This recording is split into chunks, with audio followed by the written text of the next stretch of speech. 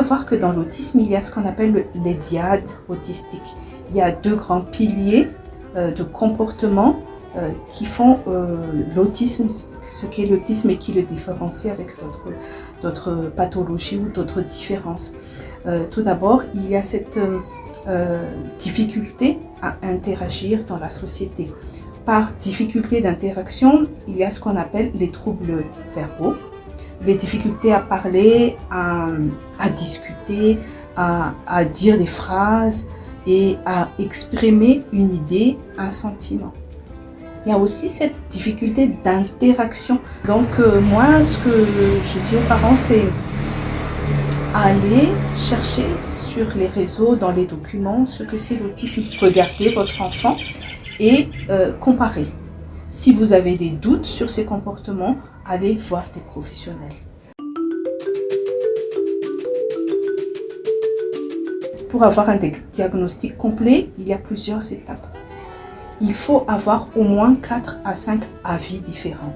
Donc l'autisme, le diagnostic ne se fait pas par une personne, un spécialiste, mais plusieurs. Il y a l'orthophoniste, pour ceux qui parlent ou qui ne parlent pas. Il y a le bilan orthophonique, il y a le bilan psychologique, donc avec les psychologues, les pédopsychologues si ce sont des enfants.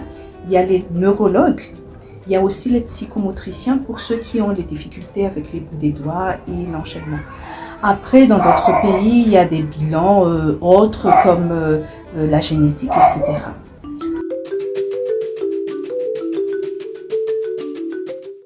C'est vraiment le défi au quotidien parce que chaque jour est différent et chaque jour a son lot de hauts et son lot de bas également. On ne peut pas... Il n'y a pas une stabilité et il faut chaque jour vivre le jour. Et ça, c'est un plus, hein, mais c'est aussi un moins.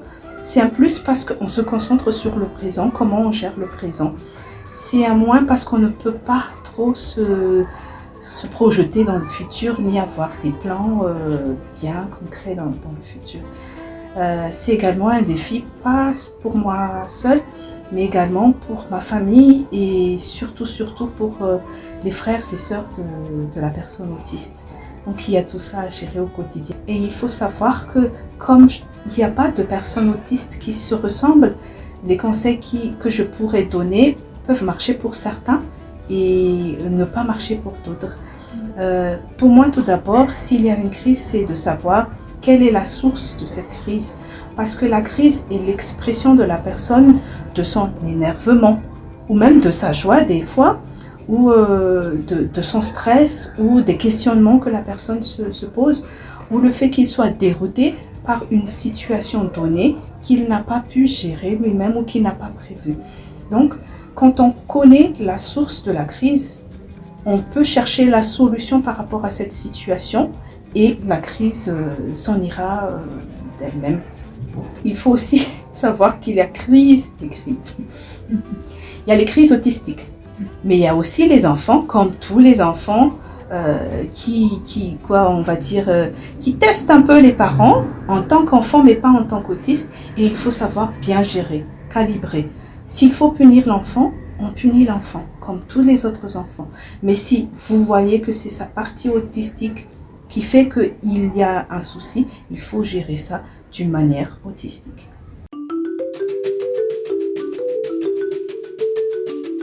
Du moment qu'on est sûr ou presque sûr qu'il y a les signes autistiques, la première solution, c'est la prise en charge. Il faut directement faire qu'est-ce qu'on peut faire tout en continuant à rechercher. Rechercher, c'est bien, mais rechercher ne signifie pas trouver des solutions. On trouvera l'autisme ou pas. Mais l'important, c'est la prise en charge, adaptée à l'enfant. Qu'est-ce qu'on peut faire alors? Il faut, moi, je pense, aller vers les associations, comme Autisme Madagascar ou d'autres associations qui travaillent dans le domaine de l'autisme. Essayer de trouver des bilans gratuits, ce que nous faisons, mais également parler avec d'autres parents. Parce que ça permet aux parents de voir les différents signes que ça peut représenter, comment les autres parents font. Ce que j'ai dit n'est que un résumé. Parce qu'il y a tellement de différences. Il y a par exemple les troubles alimentaires, il y a les troubles du sommeil, il y a peut-être l'épilepsie, il y a peut-être plein d'autres choses qui viennent en comorbidité avec l'autisme. Et ça, c'est en parlant avec les autres parents qu'on peut aussi connaître et savoir comment faire.